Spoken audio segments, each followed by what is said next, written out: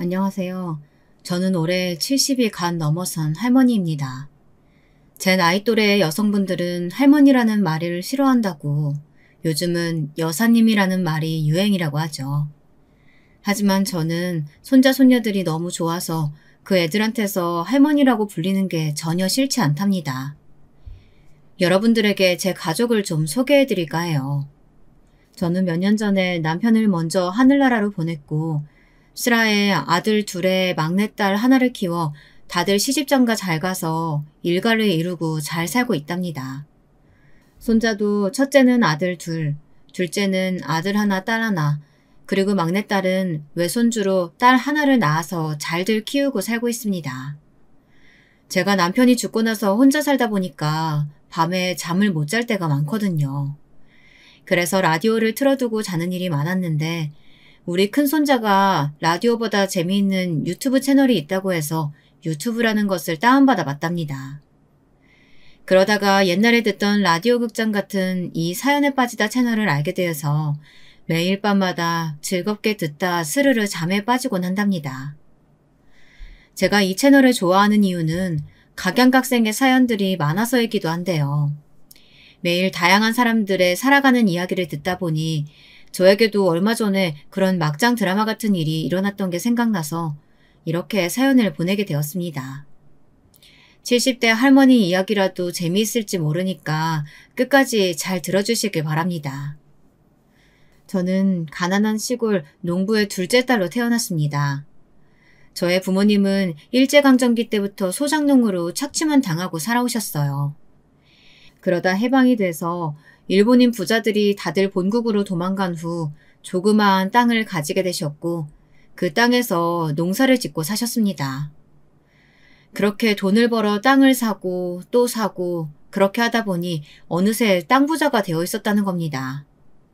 그러다 한참 대한민국이 개발될 때 제 부모님 땅의 일부가 고속도로가 뚫리게 돼서 그 보상금을 받아 전라도 나주 아시죠? 그 나주에서 알아주는 부자가 되셨다고 합니다. 그래서 저는 고등학교도 나오고 나름 그 동네에서 부잣집 딸로서 청소년기를 보내게 되었어요. 제가 어릴 때는 동네에 여고 나온 친구들이 3분의 1도 안 되었거든요. 그런데도 제 부모님들은 제가 공부를 좀 잘하는 게 보이니까 고등학교까지 마치라면서 등록금과 육성회비도 내주셨습니다.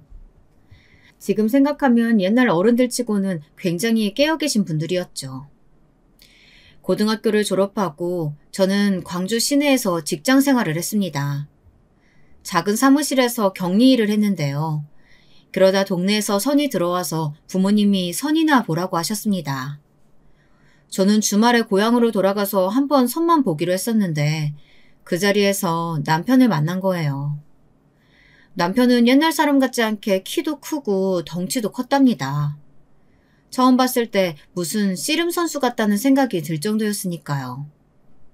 하지만 여자 앞에서는 말도 잘 못하고 얼굴만 붉히는 쑥맥이 따로 없었어요. 저는 그런 남편의 순수한 모습에 호감이 갔고 남편도 제가 마음에 들었는지 결혼을 약속했습니다.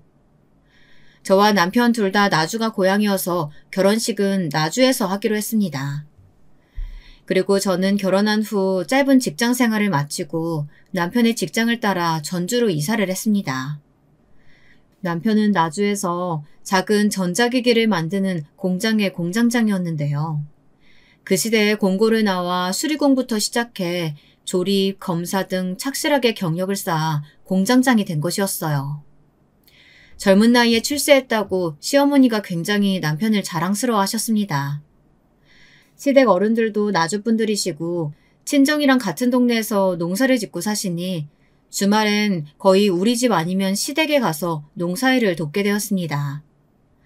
저희 시댁 어른들은 지금은 물론 다들 돌아가셨지만 드라마에 나오는 못된 시어머니도 아니셨고 무척 순박한 분들이었어요. 워낙에 땅밖에 모르고 농사만 짓고 살아오신 분들이라 누굴 속일 줄도 모르고 며느리들한테 싫은 소리도 한 번 안 하고 사신 분들이세요.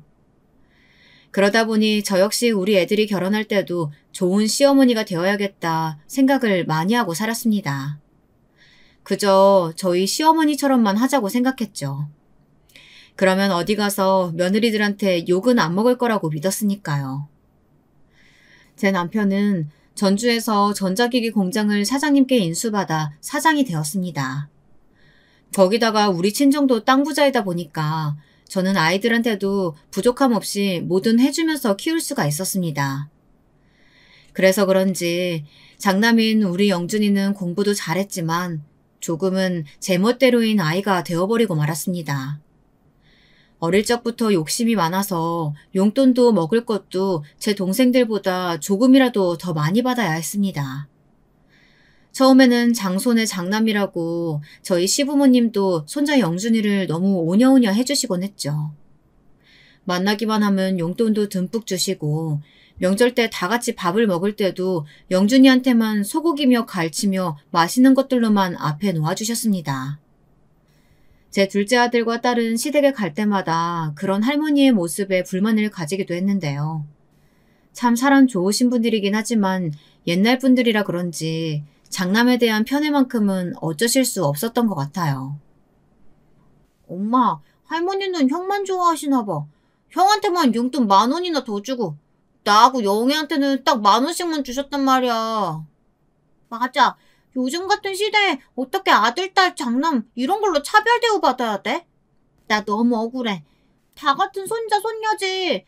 나 이럴 때는 정말 할머니 싫어지려고 해.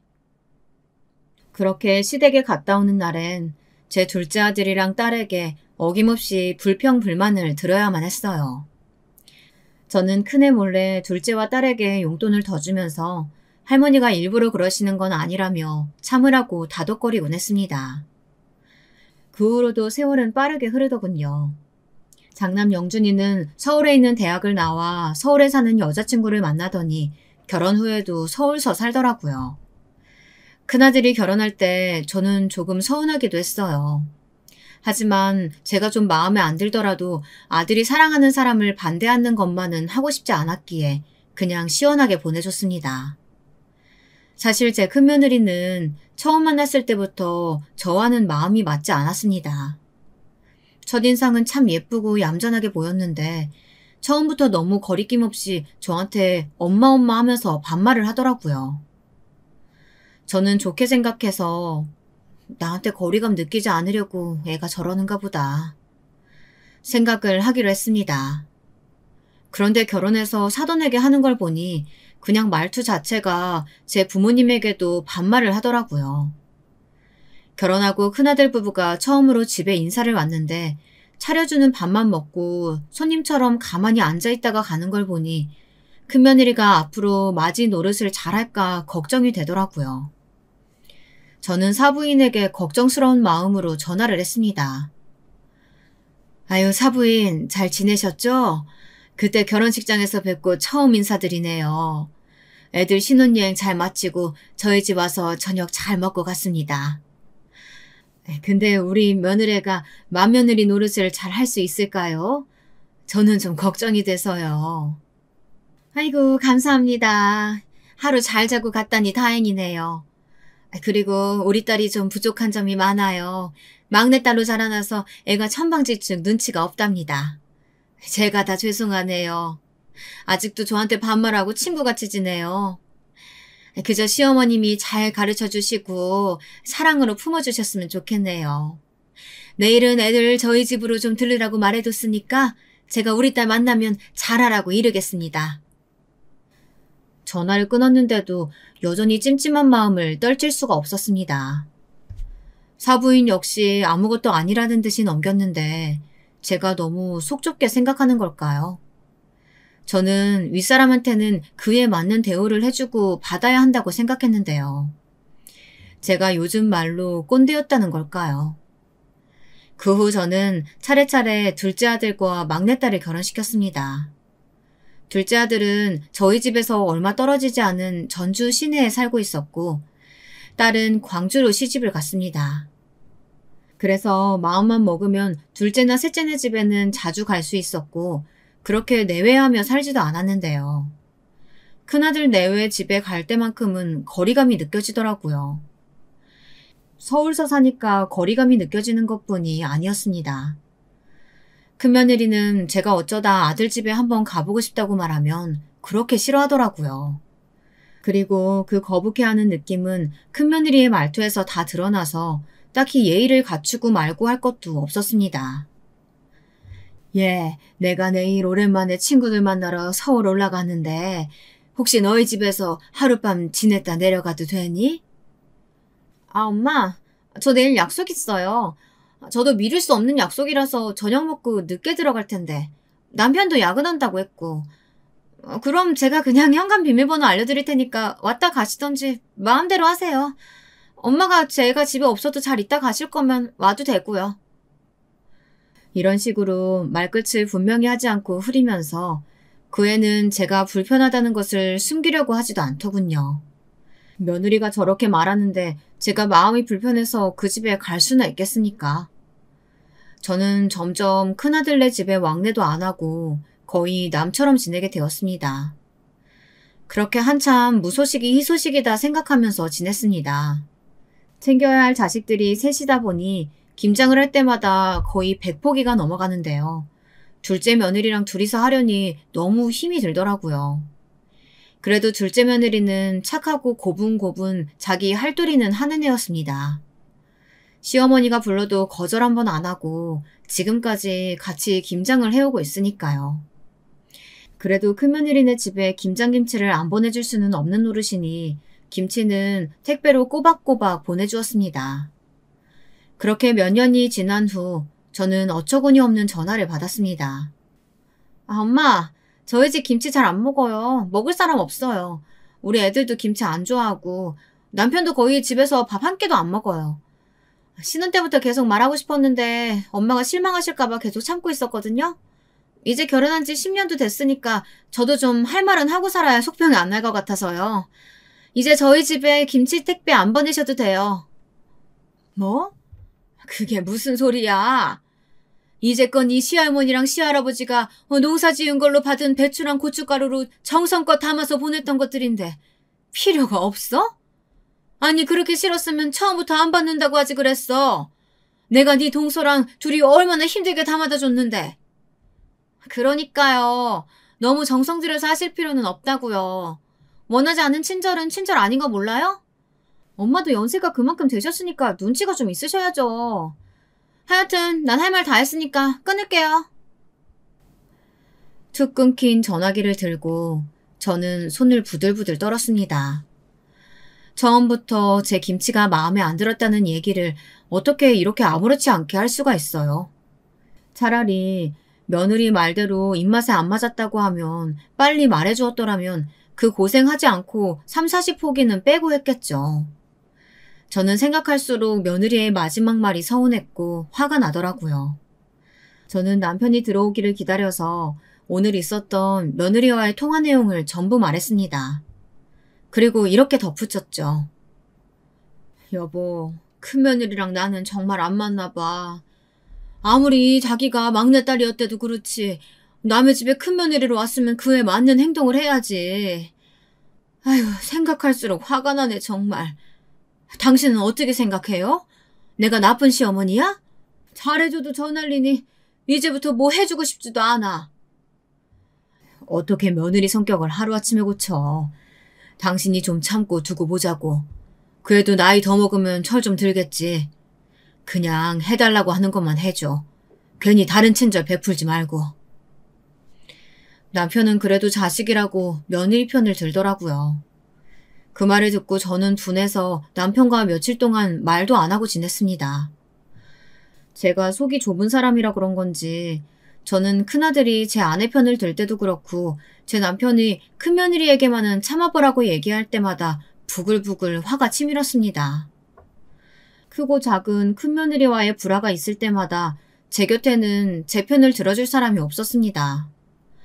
둘째 며느리에게 이야기하자니 동서지간에 편을 가르는 것 같아 꺼려지고 또 둘째 아들이 알면 자기 형한테 뭐라고 할 것 같아 저는 막내딸에게만 가끔 제 분한 마음을 털어놓게 되었어요. 그 못된 며느리가 이번에도 엄마 생일 때 돈만 계좌로 딱 보내고 오지도 않는다지 뭐니. 난 큰애들 손자들 너무 보고 싶은데 그걸 그렇게도 매몰차게 거절한다. 어쩌면 네 동서는 사람이 그러니? 그러게 말이야. 난 어릴 때부터 오빠도 싸가지 없다고 느꼈지만 큰언니는 더 그런 것 같아. 정말 끼리끼리 만난다고 하는 말이 딱 맞는다니까. 엄마, 내가 엄마 생신 때 우리 딸 데리고 꼭 갈게. 그 집 애들은 그래도 착한데 아주 부모가 못돼 빠져가지고. 그 집 부부랑 계속 말 섞고 그러지 마. 엄마만 상처받을 게 뻔하니까. 그래도 네 큰오빠인데 어떻게 그래. 큰오빠는 괜찮아. 그래도 걔는 가끔 회사 근처서 밥도 사주고 그러는데 며느리가 문제지. 그동안에 세월이 흘러 큰아들 부부는 다니던 회사를 나와 사업을 한다면서 그 당시 서울에서 유행했던 방탈출 카페라는 것을 하나 차렸습니다. 그때는 아직 남편이 살아있을 때였는데 장남이 대책 없이 퇴직을 해 혼자 사업을 한다고 하니 저희 부부는 걱정이 안 될 수가 없잖아요. 그래서 아들을 불러 물었습니다. 너 그 사업은 장래성이 좀 있기는 한 거야? 혹시 금방 망하고 뭐 그런 건 아니지? 사업체가 편의점도 아니고 처음에 잘 안 된다고 금방 말아먹고 그러면 안 된다. 알겠지? 이런 시기에는 무조건 버티는 사람이 이기는 거야. 알아요. 저도 다 알아보고 한 거고 오락신이나 PC방보다 방탈출 카페 같은 곳이 요즘 젊은 세대 사이에서 엄청 유행이래요. 같이 동업할 사람도 구하고 있으니까 엄마 아빠는 걱정 안 하셔도 돼요. 그것보다 제가 퇴직금 2억만으로는 좀 부족해서 그런데 아버지 돌아가시면 받을 유산 좀 미리 당겨서 받을 수 없어요?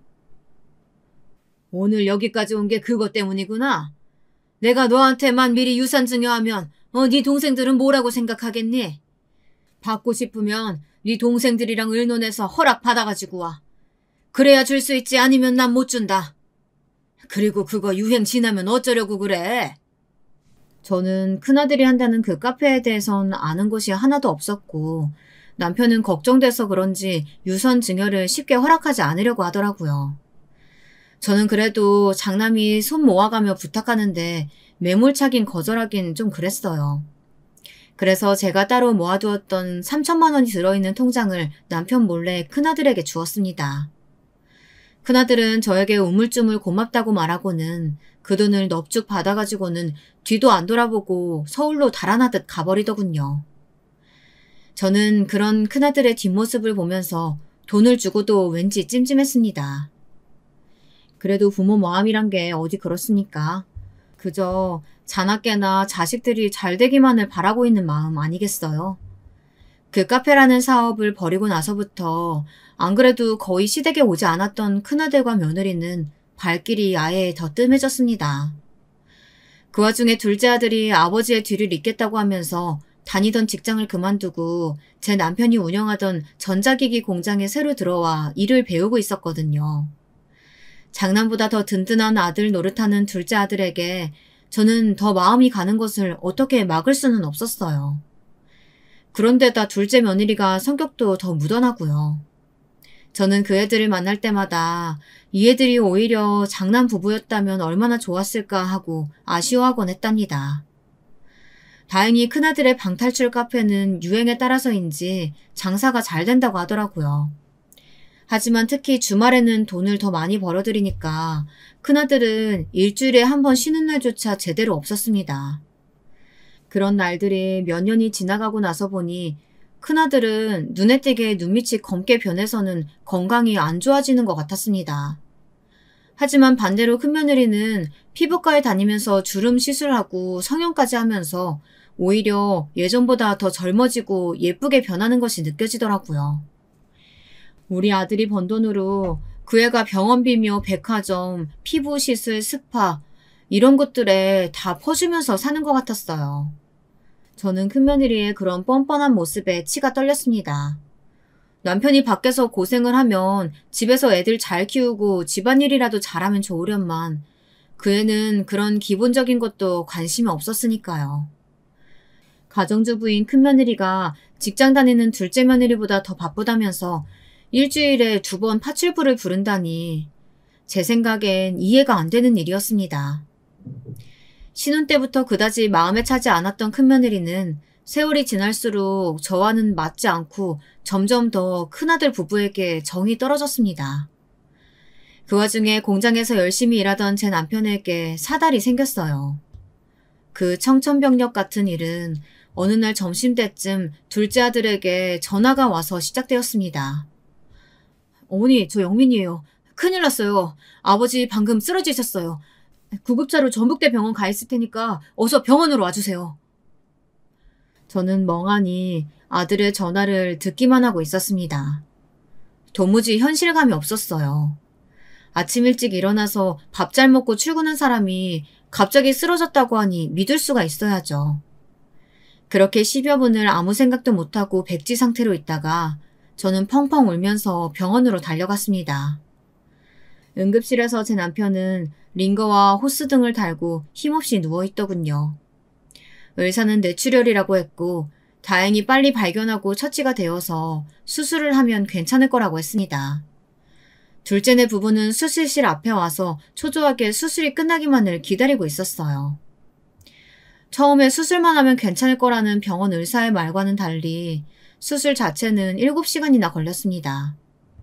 저는 그 시간 동안 물 한 모금도 못 마시고 긴장돼서 수술실 밖에서 그 사람에게 무슨 일이 없기를 기도하면서 보냈습니다. 둘째 며느리가 그런 저에게 밥이라도 먹고 오자며 병원 밖으로 나가기를 권했지만 저는 고개를 저으며 둘째 부부에게 너희들이나 다녀오라고 말했습니다. 결국 제 고집을 못 꺾고 그 애들만 병원 지하에 가서 식사를 하고 왔어요. 애들이 올라오자 길고 긴 시간 동안 켜져 있던 수술실 앞에 빨간불이 꺼졌습니다. 저는 땀을 닦으면서 나오는 의사를 붙잡고 간청하듯이 물었습니다. 의사 선생님, 우리 남편 괜찮은 거죠? 처음에 응급실에서 그분은 어디 가시고 어쨌든 남편은 괜찮죠? 곧 깨어날 수 있는 거죠? 괜찮다고 확실한 답을 못 드리는 것은 유감으로 생각합니다. 응급실 레지던트가 낙관적으로 본 것 같지만 출혈 부위가 약간 생각 외로 까다로워서 깨어나셔도 마비가 오래가거나 언어적 후유증이 남을 수 있어요. 의사 선생님의 말은 저를 더 깊은 나락으로 떨어뜨리는 듯 했습니다. 그래도 둘째 아들은 못 깨어난다는 말보다는 낫다고 하면서 희망을 가지자고 했어요. 그리고 아들은 남편이 일반 병실로 올라가자 공장을 오래 비웠다면서 자기는 일터로 돌아갔습니다. 조용한 1인실 병실에는 둘째 며느리와 저만 남았습니다. 며느리는 저를 안타까운 눈으로 보더니 주머니에서 김밥 한 줄을 꺼내는 것이었습니다. 어머니, 마음 강하게 하셔야 돼요. 어머니도 이렇게 아무것도 안 드시면 쓰러질 수 있으세요.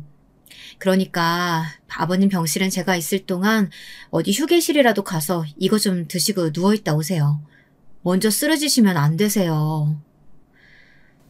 그래, 내가 애미답지 못하게 너한테 걱정을 끼치고 말았구나. 그럼 좀 부탁한다. 긴장이 풀렸더니 나도 힘이 하나도 없네. 고마워. 잘 먹을게. 며느리가 준 김밥을 받아들고 저는 남편이 누워있는 병실을 나왔습니다. 복도를 보니 사람들이 엄청 많았어요. 어딜 가서 이걸 먹나 하는 생각을 하다가 저는 문득 큰아들에게 전화를 해야겠다는 생각이 들었습니다. 아무리 바쁜 애라도 지 아버지가 쓰러졌는데 그래도 한 번은 다녀가야지 하는 생각에서요. 저는 그중 조용한 대합실에 앉아서 큰아들에게 전화를 걸었습니다. 원래 밤에도 바빠서 전화를 잘 안 받던 아이여서 끈질기게 걸고 또 걸었어요. 5번이나 새로 걸고 나서 큰아들은 겨우 전화를 받더군요. 어머니, 무슨 일이세요? 저 지금 바빠서 전화 길게는 못해요. 네 아버지 쓰러지셔서 수술 받았어. 내일은 그 가게 문 닫던지 누구한테 맡기고 좀 내려와 얼굴이라도 비치고 가라. 아버지 뇌출혈이었대. 네? 그러셨구나. 근데 어떡하죠? 내일도 여기 맡길 사람은 없는데. 영민이가 잘 모실 거 아니에요? 저 나중에 아버지 퇴원하시면 집으로 갈게요. 아니면 와이프한테 전화해보세요. 너는 장남이 돼가지고 그게 무슨 소리야. 아버지가 까딱하면 돌아가실 뻔했다고. 너는 너만 잘 살면 그만이니? 부모가 그렇게 우스워? 잠만 하지 말고 내일 당장 내려왔다가 가. 저는 화가 잔뜩 난 채로 통화를 끊고 나서 자리에 앉아 엉엉 소리를 내며 울어버렸습니다. 먹으려고 펼쳐놓았던 김밥은 몇 개는 바닥에 떨어뜨리고 남은 것들은 눈물이 묻어 먹을 수도 없었고요. 저는 어쩔 수 없이 김밥을 휴지통에 버리고 눈물 자국을 씻으러 화장실에 갔다가 아무 일도 없는 척하며 병실로 돌아왔습니다. 남편의 침대 옆에서 얼굴을 묶고 자고 있는 둘째 며느리가 문 열리는 소리를 듣고 부스스 일어났습니다. 어머님, 밥 드셨어요? 근데 큰형님 내외분께는 연락 안 해도 괜찮을까요? 그래도 아버님이 쓰러지셨는데 알려야 하지 않을까요? 네 아주버님은 그 카페인지 뭔지가 바빠서 못 오고 네 형님한테는 통화도 하기 싫어서 그냥 뒀어. 괜찮다. 어차피 서울에서 멀다고 핑계대고 오지도 않을 건데 뭐. 그래도 안 알리시는 것보단 말하는 게 낫잖아요. 어머니 여기서 쉬고 계세요. 제가 통화 좀 하고 올게요. 저렇게 말하는 둘째 며느리가 오히려 손이 똥서 같다는 생각에 저는 피식 웃었습니다. 아무리 봐도 부부끼리 닮는다고 둘째가 순박하고 착하니까 제 아내도 그런 애를 데려왔겠죠. 살면 살수록 첫째랑 둘째는 바뀌어야 하는 게 맞는 것 같았습니다. 아들도 며느리도 말이에요. 둘째는 어두운 얼굴로 돌아와서 제게 이렇게 말하는 것이었어요. 형님이 내일 무슨 병원인가 예약이 있다고 못 오고 대신 돈은 수술비에 보태라고 100만 원 정도 보냈다고 하더라고요. 이따 한번 확인해 보세요. 그런데 정말 아주버님도 너무하시긴 하네요. 형님 병원은 솔직히 뭐 피부과나 무슨 성형수술일 텐데 그런 건 나중으로 미뤄도 되는 거 아닌가 싶네요. 참 사람들이. 아무리 생각해도 저 역시 둘째의 말이 이치에 맞고 분별 있는 것 같았습니다. 부모를 그렇게 무시하고 부모답게 생각하지도 않는 그것들한테 정말 서운한 마음과 복수하고픈 마음이 반반이었습니다. 이번 일로 저는 남편이 일어나면 큰아들네한테는 한 푼도 유산을 물려주지 말자고 말을 하고 싶어졌어요. 혹시 남편이 오랫동안 깨어나지 못하거나 일어나더라도 정상적인 사고를 하지 못할 가능성도 있는 문제이기에 저는 정신을 바짝 차리고 남편의 재산이 어느 정도인지 한번 셈을 해보기로 했습니다. 일단 전주의 집과 공장이 그 사람 소유고 통장에는 10억 정도가 있었습니다. 현금이나 주식 같은 팔면 돈이 될 만한 것들을 합쳐서 산출해보니 남편의 총 재산은 16억 정도였습니다. 저는 남편이 가지고 있는 서재 내 금고 안에서 유언장을 꺼냈어요. 그것을 가지고 변호사를 찾아가 남편의 현재 상태를 말하고 현 시간부터 유언장 내용을 변경하고 공증하고 싶다고 말했습니다. 변호사는 본인이 아니면 좀 곤란하다고 말했지만 저는 변호사에게 강하게 제 의견을 말해주었어요. 큰아들 내외가 남편이 정신이 올바르지 않은 틈을 타서 전 재산을 빼앗갈 수도 있다고 말하면서 그렇게 되면 나는 길거리에 나앉으니 빨리 바꿔달라고 했습니다. 변호사는 여러 시간의 상담을 거친 후 드디어 제 소원을 들어주었습니다. 그렇게 유언장의 내용을 바꾸고 나서 저는 큰아들 내외에게 전화를 걸었어요. 다음 날은 일요일이라 큰며느리는 전화를 받더라고요. 병원 시술을 하고 왔다면서 말을 오래 못한다고 미리 연막을 치는 큰며느리에게 저는 바로 본론을 이야기했습니다. 네 시아버지 상태가 좋지 않아서 내가 혹시 아버지 돌아가시고 나면 혼자 지내야 될 것 같구나. 그런데 영준이가 장남이잖니. 나는 혼자가 되면 도저히 전주에서 못 살 것 같아. 만약 아버지 돌아가시면 너희들이 서울집으로 나를 모셔주겠다는 계약서 쓰고 내 재산을 전부 물려줄게. 그러면 영준이가 하는 사업에도 훨씬 도움될 테고 이미 너희 애들도 고등학생이고 손도 안 가니까 며느리 너는 가만히 앉아서 큰돈 버는 거나 마찬가지 아니야? 내일까지 너희 둘이 의논해서 답을 줘라. 그럼 다음 주에 올라가마. 어머, 아버님 건강이 생각보다 심각하신가 봐요. 알겠어요. 애아빠 들어오면 의논해서 내일 다시 연락드릴게요. 걱정하는 척하는 큰며느리의 목소리에는 감출 수 없는 탐욕스러운 마음이 담겨 있는 것 같았습니다. 저는 장남 집에 갔다가는 얼마 되지 않아 알거지로 쫓겨나겠다는 느낌이 강하게 들었습니다. 저는 변호사에게 미리 받아온 가짜 계약서를 꼼꼼하게 읽어보았습니다. 그 내용은 대략 제가 서울의 큰아들네 집에서 죽을 때까지 지내는 동안 며느리가 정성을 다해 나를 모시고 나면 그 애들에게 재산의 3분의 2가 간다는 내용이었습니다. 나머지 부분은 둘째와 셋째에게 똑같이 나누어 주기로 했죠. 공장만 둘째가 물려받고요. 저는 그 애들이 얼마나 있다가 본색을 드러낼까 생각하니 등골이 오싹하면서도 얼른 애들의 속마음을 알고 싶다는 생각도 동시에 들었습니다. 제발 그 애들이 제가 생각하는 것만큼 막장 패륜하는 아니기를 빌고 또 빌었습니다. 병원에 돌아가니 아직도 둘째 며느리는 성실하게 자리를 지키고 있더라고요. 저는 며느리를 집으로 돌려보낸 다음 집에서 미리 가져온 담요를 덮고 남편의 곁 간이 침대에서 잠을 청했습니다. 남편의 느린 숨소리는 하루 종일 긴장의 연속이었던 저에게 자장가처럼 들렸어요. 저는 오랜만에 라디오를 틀지 않아도 꿀잠을 잘 수 있었습니다. 다음날 저는 둘째 며느리에게 오늘은 쉬라고 말한 뒤 딸을 불렀습니다. 딸은 걱정스러운 얼굴로 남편의 병실에 와서 링거를 주렁주렁 단 남편의 얼굴을 보자 눈물부터 흘렸습니다. 저는 딸에게 남편을 잘 부탁한다 말한 후 병원 밖에서 큰며느리에게 전화를 걸었습니다. 어때? 어제 말한 건 애비랑 의논해 봤니? 내가 오늘 변호사 만나서 너희 아버지 유언장이랑 효도 계약서 가지고 출발하려고 하거든. 그러니까 서울 터미널로 나 좀 데리고 나와줘라. 네, 영준 씨가 그런 일이라면 어머니 얼마든지 모시자고 이야기하더라고요. 몇 시쯤 버스로 도착하실 것 같으세요? 제가 차 가지고 갈게요. 지금 출발하면 내가 오후 3시쯤 도착할 것 같으니까 시간 맞춰서 나와 있으면 내가 전화하마. 알겠지? 네, 알겠어요. 조심히 오셔요, 엄마. 아버지가 쓰러지셔서 아직도 정신을 못 차리는 와중인데 큰며느리는 시아버지의 안부도 묻지 않고 자기 할 말만 하는 것이 썩 마음에 들지 않았습니다. 어차피 그 애들이랑 아예 연을 끊기로 생각하고 만나러 가는 것이니 차라리 속이 시원했습니다. 이번 일로 장남 부부의 민낯을 알게 되면 국물 하나도 그 애들 위에 남겨주지 않으리라 결심했어요. 저는 전주터미널에서 가장 빨리 서울로 가는 버스를 탔습니다. 서울터미널에 도착하니 사람들은 많은데 며느리의 전화는 아직 없었어요.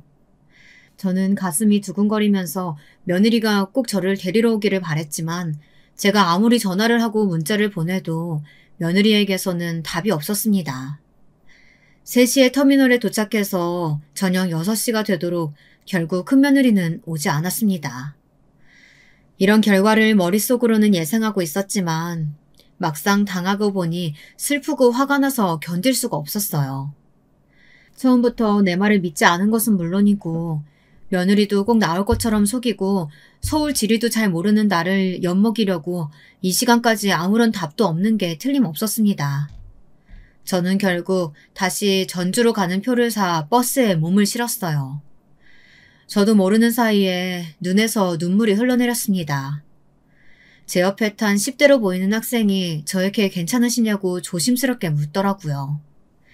저는 그 애가 걱정할까 얼른 눈물을 닦고 자는 척을 했습니다. 다시 집으로 돌아오니 맥이 탁 풀려서 저는 힘없이 소파에 누웠습니다. 그래도 결말이 폐륜은 아닐 거라고 믿었던 장남과 큰며느리에 대한 배신감에 온몸이 욱신거리고 아파왔죠. 밤이 되어서도 큰며느리에게는 연락 한 통도 없었습니다. 저는 도저히 그 애한테 먼저 연락을 하고 싶지가 않았어요. 그래서 며칠간 한마디도 안 하고 끙끙 앓고 있었습니다. 그래도 병원에 있는 남편을 돌보기는 해야 하니 둘째 며느리와 딸과 번갈아서 남편의 병상을 지켰습니다. 남편의 수술 후 일주일이 지났지만 남편은 아직 의식이 없었어요. 바이탈도 안정되고 숨도 잘 쉬고 있었지만 의식만은 깨어나지 않고 있었습니다. 뇌사 상태도 아닌데 이상한 일이라며 의사 선생님들은 이런 상태가 계속되면 진짜 뇌사로 갈 수 있다고 청천벽력 같은 소리를 하는 것이었어요. 둘째에게 의사의 말을 전했더니 걱정이 되었는지 좀 더 큰 서울의 병원으로 옮겨보자는 의견을 내놓았습니다. 공장은 며칠간 다른 사람에게 맡기고 서울의 큰 병원을 알아보고 아버지를 옮겨 더 좋은 치료를 받게 하자고요. 그러면서 둘째가 직접 형에게 전화를 해보겠다고 하더라고요. 저는 며칠 전 큰며느리와의 사건을 둘째 아들에게 조심스럽게 말했습니다. 뭐라고? 그런 일이 있었어요? 형 진짜 막장이네. 아버지 전북대 병원 입원하신 동안 한 번도 안 오더니 정말 엄마한테도 그런 짓을 했다고? 형수님도 정말 너무한다. 내가 엄마 도와서 같이 복수해줄게. 됐다. 복수는 무슨. 이제 걔들이랑 인연 끊으려고. 도저히 내 속으로 낳은 자식 같지도 않아. 무슨 소리야. 그런 인간일수록 한 방 먹여서 정신을 차리게 해줘야지. 내가 엄마랑 같이 형네 집으로 갈 테니까 내일 아침에 제일 좋은 옷 꺼내 입고 집에서 기다리세요. 그리고 그 다음날 둘째 아들이 검은 양복을 쫙 빼입고 어디서 났는지 5억짜리 외제차를 끌고 집으로 왔더라고요. 저는 세상 태어나서 그런 차는 처음 보는지라 눈이 휘둥그레졌습니다.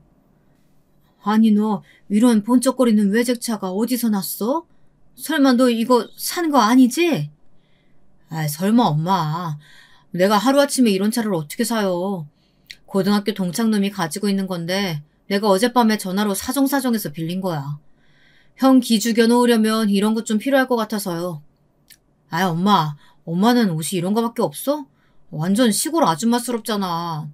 안 되겠다. 백화점 가자.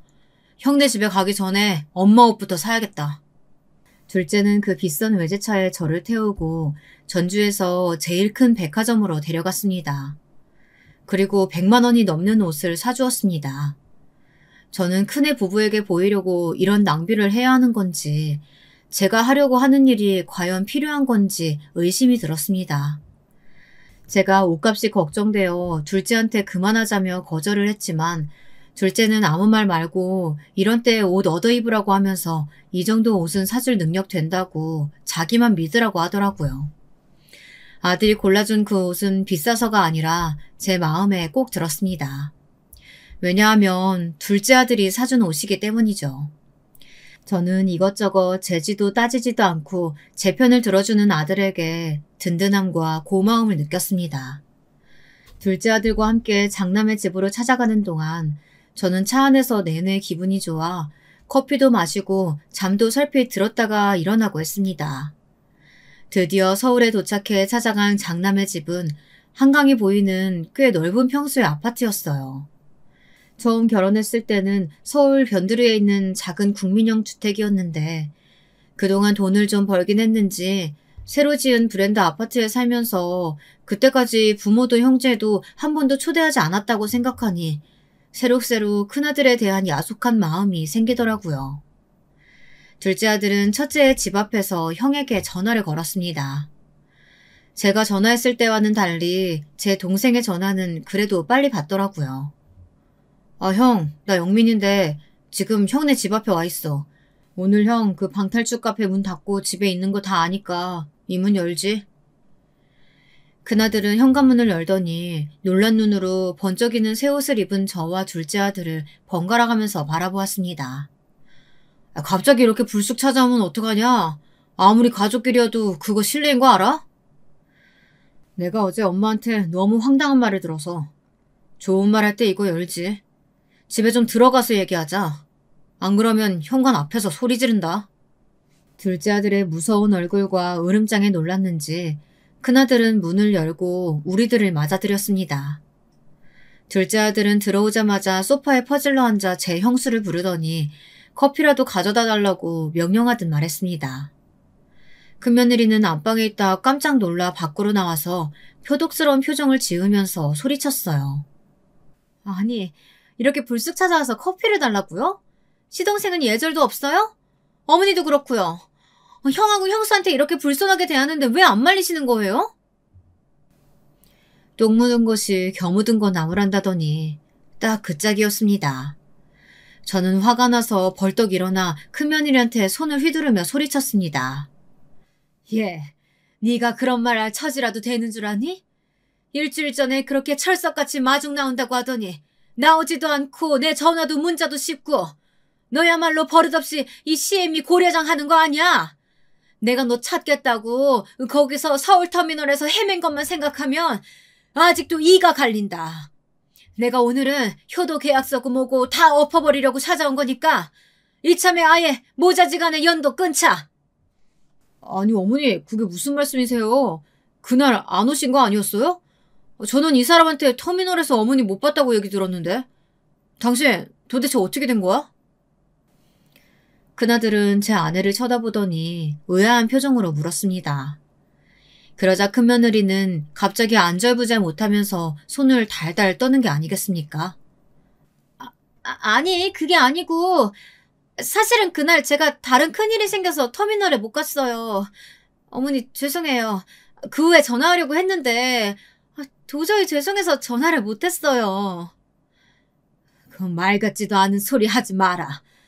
그 후에 일주일이나 전화할 시간이 있었는데 한 통도 연락 안 한 건 너잖아. 내가 먼저 어떻게 전화를 하니? 내 며칠 동안 얼마나 자존심 상해서 끙끙 앓았는지 알아?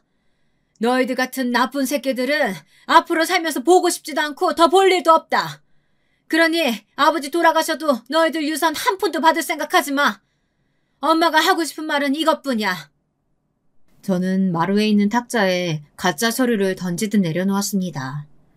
큰아들은 그 서류의 내용을 인상을 찌푸리며 읽어보더니 갑자기 제 발목을 잡으면서 매달렸습니다. 엄마, 나 좀 살려줘요. 안 그래도 지금 좀 사업자금 필요해서 집담보로 대출 받으려고 했어요. 내가 아버지 서울에 있는 큰 병원 모시고 엄마도 우리 집으로 모실 테니까 이 유언장이랑 효도 계약서 사인하게 해주시면 안 될까요? 제가 그날은 잘못했어요. 네? 어머니, 이제라도 저희 집으로 오세요. 제가 잘 모셔드릴게요. 아버지 유산 중에 10억만 미리 증여해 주시면 제가 어머니 돌아가실 때까지 계속 잘 모실게요. 아들이 제 발목을 붙잡고 매달리자 큰며느리도 덩달아 무릎을 꿇고 두 손을 모아 싹싹 빌며 저자세로 나오는 것이었어요. 하지만 저는 이미 큰아들 부부를 믿을 수가 없었습니다. 저는 입술을 악물고 아이들에게 고개를 저었습니다. 둘째 아들 역시 큰아들에게 냉정하게 말했어요. 어머니가 일주일이나 형수님한테 푸대접 받은 걸로 끙끙 앓으셨어. 내가 엄마가 그냥 가만히 형이랑 연 끊겠다는 거 도저히 참을 수가 없어서 모시고 올라온 거야. 이제부터 내가 아버지 병원도 서울로 옮기고 어머니도 내가 모실 거야. 그러니까 형은 사는 동안 엄마한테 연락하지 말고 돌아가셨을 때나 오던가 해. 아니 네가 뭐라고 형한테 가르치려는 말투로 굿단 소리를 해. 나 네 형이야. 니네 집이 어머니 집하고 가까우니까 네가 전주에서 부모님 모시는 거야 당연하지. 꼭 장남만 부모 모시라는 법 있냐? 그래 형, 말 잘했네. 첫째만 부모님 모시라는 법도 없지. 그러니까 장남이라고 유산 다 받으라는 법도 없는 거야. 유산 받고 싶었으면 애초에 처음부터 잘했어야 되는 거 아니야? 형 네가 처음부터 싸가지 없게 나왔으니까 엄마도 속이 상해서 이러시는 거잖아. 부모가 얼마나 열이 받았으면 먼저 연을 끊자고 나오겠냐? 나중에 큰 조카가 형네 부부 못 모시겠다고 하면 기분이 어떨지 형 너도 한번 생각을 해봐라. 둘째 아들의 그 말을 끝으로 저는 큰애 부부 눈앞에서 가짜 효도계약서를 찢었습니다. 이제는 더 이상 기회는 없을 거라는 제 나름대로의 의사표현이었습니다. 제 성격을 잘 아는 큰아들은 망연자실해서 마룻바닥에 주저앉았습니다. 하지만 큰며느리는 제 허리를 잡고 아직도 포기할 기색 없이 계속 변명을 중얼거리고 있었죠. 엄마, 저 한 번만 용서해주세요. 사실 저희들 다른 사업하려고 생각하고 있었거든요. 그 돈 꼭 필요한 상황이란 말이에요. 네? 제가 아무리 잘못했어도 지금부터 잘하면 되잖아요. 그 기회라도 주셔야죠. 엄마 너무 냉정하신 거 아니에요? 됐다. 이제 버스 떠났어. 그럴 생각이 있었으면 그날 버스 터미널에 나왔어야 했어. 네가 급했던 그 일이 뭐였는지 모르겠지만 부모와의 약속 어기고 잠적할 만큼 중요한 일이었는지 네가 스스로 생각해봐라. 저는 제 몸에 달라붙은 며느리를 거칠게 떼어냈습니다. 그리고 둘째 아들의 손을 끌고 눈물을 흘리며 밖으로 나왔습니다. 저도 부모인지라 사업 자금에 쪼들리는 그 애들이 가엾기는 했어요. 그리고 저 자신이 초라하게 느껴지는 것이었습니다. 애초에 제가 큰며느리와 큰아들의 결혼을 나서서 강하게 반대했다면 이런 일이 없을 것 같았습니다. 모든 게 제 잘못이었을까요? 여러분들의 의견은 어떠신가요? 그렇게 장남부부의 집을 나온 저는 뒤도 안 돌아보고 집으로 돌아왔습니다.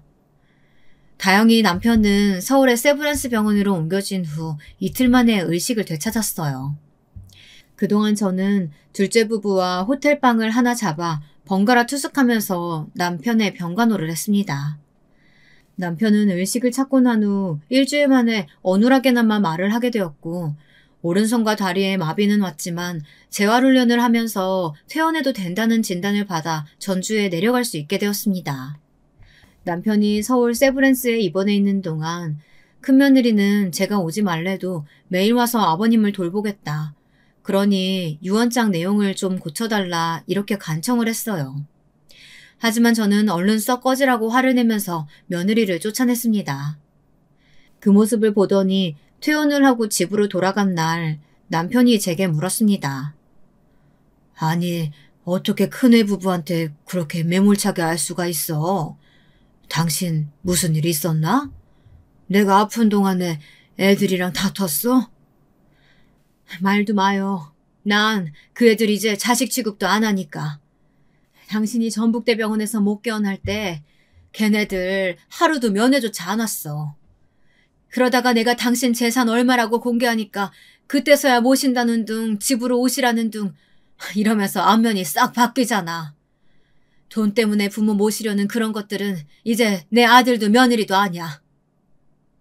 제 말을 듣고 남편도 고개를 끄덕이면서 자기가 죽은 다음에라도 유산 꼭 지키고 있으라고 하더라고요. 첫째는 물론이고 사람이 언제 어떻게 바뀔지 모르는 거라고 하면서 말이죠.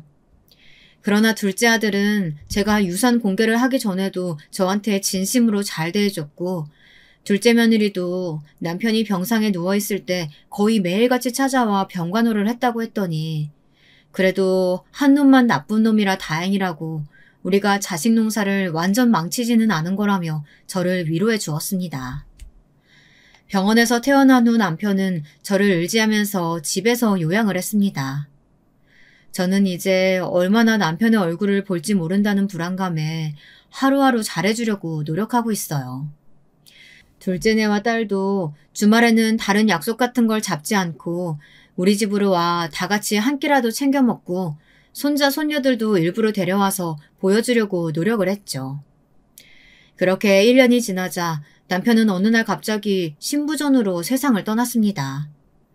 저는 너무나 슬펐지만 그래도 말년에 가족들에게 둘러싸여 살다 갔으니 여한은 없을 거라고 믿고 싶습니다. 남편의 장례를 치르던 날 첫째 아들네는 가족 모두 서울서 내려와서 저한테 다시 무릎을 꿇었어요. 손님들 치르기도 힘들어 죽겠는데 이 애들은 도대체 아직도 돈밖에 관심이 없나 한심한 생각만 들었습니다. 엄마, 이제 제발 마음 좀 돌려주세요. 처음에 이 사람한테 말씀하셨다면서요. 아버지 돌아가시면 도저히 전주서 못 사신다고. 죽을 때까지 저희랑 사신다고 말이에요. 저 진짜 아버지 유산 필요해요. 네? 제발 다시 한 번만 생각해주세요. 어머니, 저 진짜 그동안 반성 많이 했어요. 그러니까 유산 좀 나눠주세요. 네? 10억만 주시면 제가 정말로 잘 모실게요. 도대체 지금 와서 이것들은 왜 이런 진상짓을 하는 것인지 저는 그 속셈이 뻔히 보였지만 일부러 굳게 입을 다물고 밥이나 먹고 가라고 하면서 큰아들 부부를 장례식 끝나자마자 서울로 쫓아내 버렸습니다. 이제 나한테 아들은 영민이 뿐이야. 그런 줄 알면 이제 그만 미련 끊고 너희들이나 잘 살아. 나 서울 가서 네 와이프랑 같이 살면 화병 나서 제명에 못 살 것 같으니까. 이 엄마 오래 살길 바란다면 그냥 너희들끼리 잘 살고 다시는 찾아오지 마라. 큰아들 부부는 이렇게까지 비는데도 용서해주질 않는다며 엄마 너무 독하다고 기어코 성을 내며 서울로 올라갔습니다. 이제 첫째네 손주들까지 못 본다고 생각하면 눈물이 나서 견딜 수 없었지만 그 애들도 이미 다 장성하고 나니 제 부모가 할머니에게 못된 짓 한 건 알았나 봅니다. 인연을 아예 끊지 않고 가끔 할머니 집이라고 찾아오더라고요. 그런 손주들에게는 아직도 고맙고 그 애들이 짠한 생각 들어 용돈도 주고 맛있는 것도 해주면서 살고 있습니다. 부모가 되어서 웬만하면 자식들을 용서해줘야 한다고 말하는 제 또래 청취자분들도 계실지 모르겠습니다. 하지만 제가 그날 서울 터미널에서 느꼈던 심정을 생각하면 저는 제가 독하다고 생각하지 않습니다. 큰아들 부부는 마지막 기회를 버렸고 저는 그때의 트라우마 때문에 다른 지역에 갈 일 있으면 고속버스를 이용하지 못하고 꼭 둘째 아들한테 부탁해 차를 타고 가야 하게 되었거든요. 오늘 제 이야기는 여기까지 하겠습니다. 여러분, 막장 드라마 같은 제 인생 이야기 어떻게 들으셨는지 궁금합니다. 제게 앞으로 소원이 있다면 둘째 아들, 딸내 식구들과 오래 왕래하면서 사이좋게 살아가는 것이고요. 그 배은망덕한 첫째 아들내는 자력으로 살아남을 테죠. 더 이상 신경 쓰고 싶지 않습니다. 저의 긴 글 읽어주신 여러분들 감사합니다. 더운 여름 건강히 보내시길 바라겠습니다.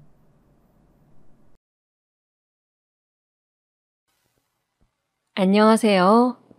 저는 막 70대에 접어든 대한민국의 남자입니다. 오늘 사연을 쓰게 된 것은 여러분들의 이야기를 듣다 보니 저도 제 딸아이에게 일어났던 지옥 같던 일과 그 속풀이를 하게 된 에피소드를 말씀드리고 싶어서입니다.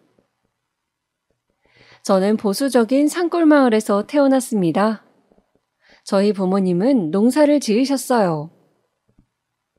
제가 살던 집 뒷뜰에는 감나무가 있었고 아버지는 소를 한 마리 데리고 벼농사를 지어 생계를 꾸리셨죠. 젊은 시절에 면사무소에서 근무를 하시다가 그만두시고 가업이었던 농사를 이으셨다고 하는데 저는 6남매 중 둘째로 위로 누나가 있었기에 장남으로 집안의 기대를 받으며 자랐습니다. 공부를 곧잘 했기 때문에 고등학교까지 무사히 마쳤고 학력고사 성적이 좋아 인근 큰 도시의 유명한 국립대 경영학과를 가게 되었습니다. 사실은 서울의 유명한 사립대 경영학과도 갈 수 있는 성적이었지만 부모님께서 동생들도 많은데 서울에 보내기는 형편이 힘들다고 하셔서 어느 정도 타협을 하게 된 것이죠. 그렇게 국립대 경영학과를 졸업하고 저는 고향 부근 1시간 거리 정도 지역의 은행에 취직을 하게 되었습니다. 막 사회 초년생이었던 시기 새내기 은행원이었던 저는 업무를 실수해서 허둥대기도 하고 부모님을 떠나 지내는 타지 생활이 힘들기도 하여 취직하고 1년 동안은 굉장히 마음이 불안정했어요. 그런데 그런 저를 살뜰히 챙겨주는 여직원이 있었습니다.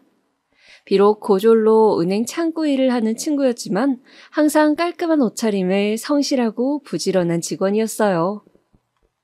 아침마다 저에게 미소를 지으며 인사를 하는 그 친구를 보면서 저는 점차 호감을 가지게 되었죠.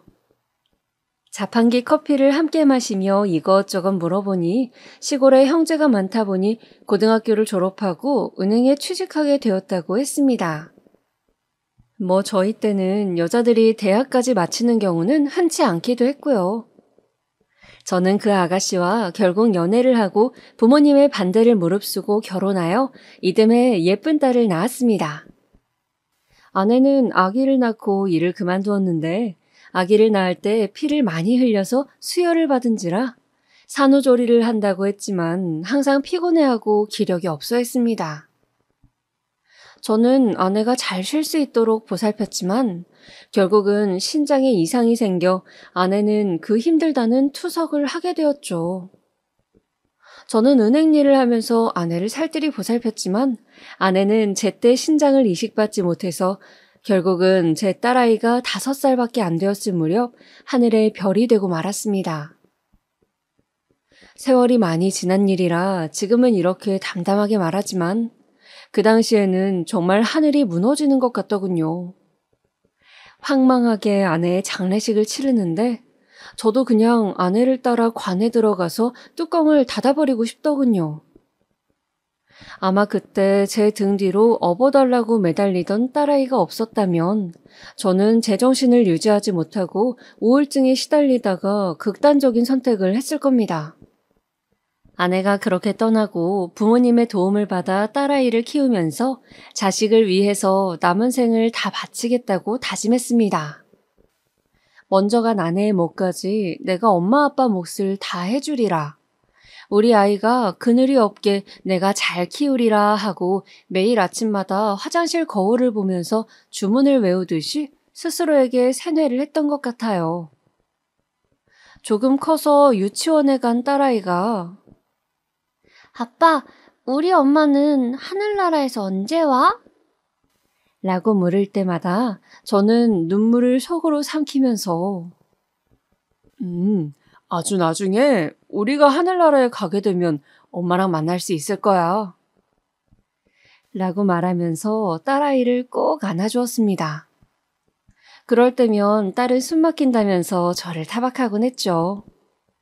저는 하나밖에 없는 딸이기에 옛말 그대로 불면 날아갈까 쥐면 꺼질까 딸의 일이라면 만사 제쳐놓고 달려가는 딸바보 아빠로 살았습니다.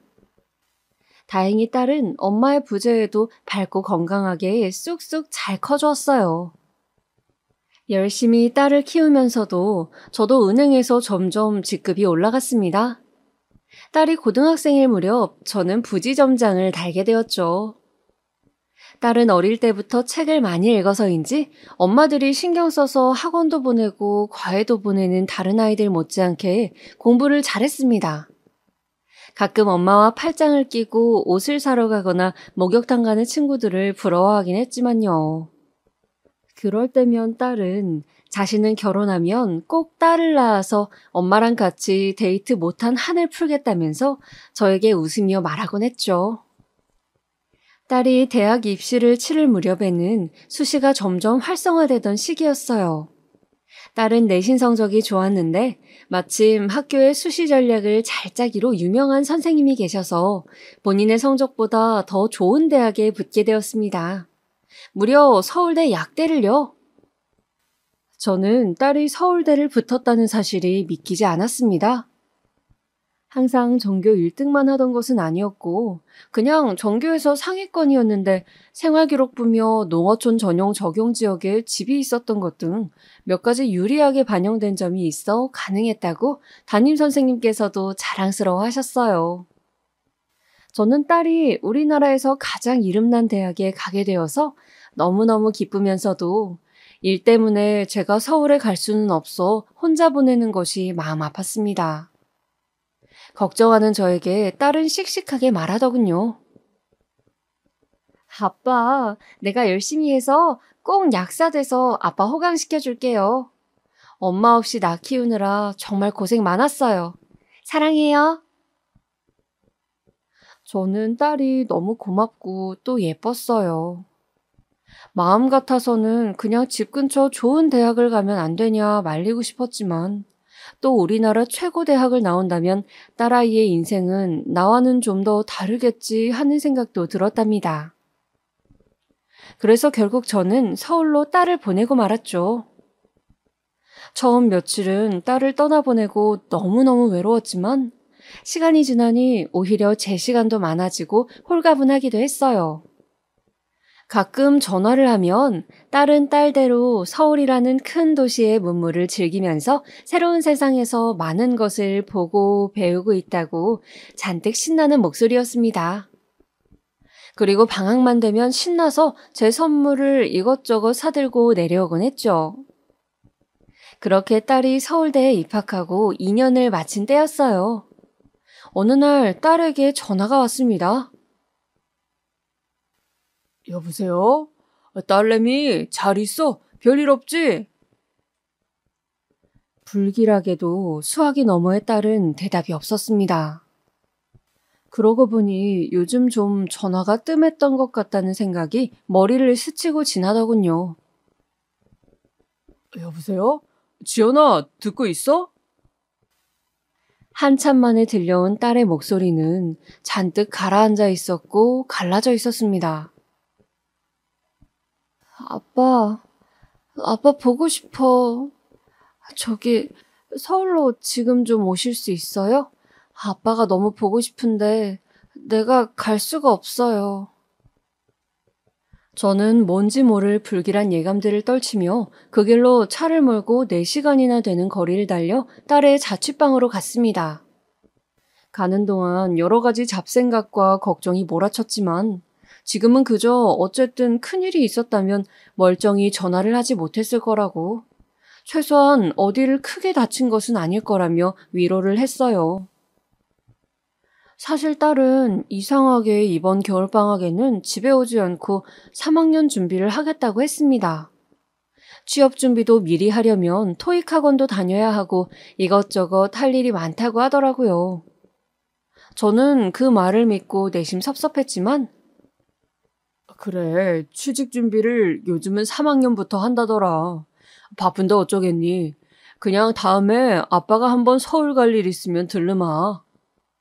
하고 얘기했었어요. 그리고 저도 지점일이 바빠서 올라가지 못하고 유야무야 했었죠. 띵동, 띵동. 간신히 딸이 살고 있는 원룸 건물로 들어서 딸의 집 초인종을 눌렀습니다. 딸은 학교 앞 신축 풀옵션 원룸에 살고 있었어요. 8평 정도 되는 집이었죠. 끼익! 무거운 소리를 내며 현관문이 열렸습니다. 그리고 열린 문틈 사이로 저에게 제일 처음 보인 것은 딸의 동그랗게 부풀어 오른 배였어요. 지연아, 딸, 너 몸이 왜 이러니? 딸은 하루 종일 울어서 퉁퉁 부은 것이 분명한 얼굴로 저에게 애써 미소를 짓더군요. 아빠 잘 지냈어요? 내가 내려갔어야 하는데 미안해요. 들어오세요. 오래간만에 방문한 딸의 자취방에는 현관에 남자 신발이 한두 켤레 나뒹굴고 있었고 옷장에도 남자 점퍼 같은 옷이 걸려있고 어딘지 제 딸의 집 같지 않은 남자 물건들이 보였습니다. 저는 순간 머릿속이 하얗게 되더군요. 너무 말도 안 되는 상황을 접하니 생각 회로가 끊겨버린 듯 했어요. 한참을 넋나간 사람같이 앉아있던 저는 딸이 뒤뚱거리며 힘겹게 가져다준 물 한 잔을 다 비우고 딸에게 다그쳐 물었습니다. 그간의 사정을 어서 말하라고요. 도대체 네 몸이 왜 이러냐고 말이죠. 딸은 사시나무처럼 떨면서 이야기를 시작했습니다. 딸이 막 대학 신입생으로 들어왔을 때 지방에서 처음 서울살이를 하는 터라 너무 외롭기도 하고 또 같은 과 친구들이 자신을 촌뜨기로 볼까봐 한동안은 서울말을 연습하기도 하는 등 사람들과 어울리는 일이 쉽지 않아서 외로웠다고 해요. 그래서 딸은 중앙 동아리라도 들자 하면서 게임 동아리를 들었는데 거기서 컴퓨터 게임을 이것저것 많이 하게 되었다고 합니다. 원래도 좀 이과 성향인지라 게임하면서 스트레스가 많이 풀리더래요. 그렇게 게임을 취미로 많이 하다 보니까 학교 동아리 말고도 온라인으로 같이 게임을 하다가 사람들을 만나는 정모도 하게 되고 정모를 나가보니 게임이라는 공통 취미 때문에 즐거워서 술자리도 하게 되곤 했다고 합니다. 그러다 거기서 한 남자를 만나게 되었다고 합니다. 그 남자는 자신은 농구를 하다가 프로 농구 선수가 되지 못해서 대학을 일반 경영학과를 가서 회사를 다니고 있다고 소개했다고 합니다.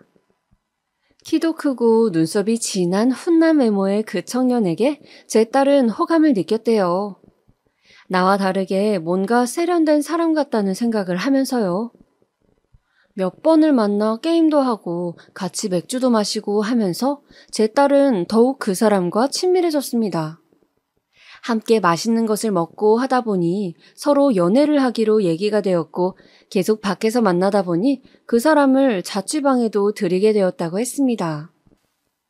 저는 그 대목에서 경솔한 딸의 행동에 너무 화가 났지만 바쁘다는 명분으로 자주 올라와 체크하지 못한 제 탓도 크다는 생각에 괴롭더군요.